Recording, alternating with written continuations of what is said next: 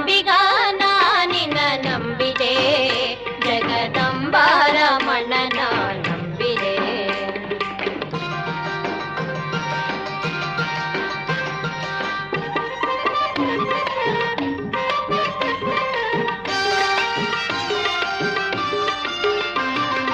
ಸತ್ಯವೆಂಬುದೇ ಹೂಟಂಬಿಗ ಸದಾ ಭಕ್ತಿ ಎಂಬುದೇ ಪಥವಂಬಿಗ ನಿತ್ಯ ಮೂರುತಿ ಪುರಂದರ ವಿಠಲ ನಮ್ಮ ಮುಕ್ತಿ ಮಂಟಪ ಕೊಯ್ಯೋ ಅಂಬಿಗ.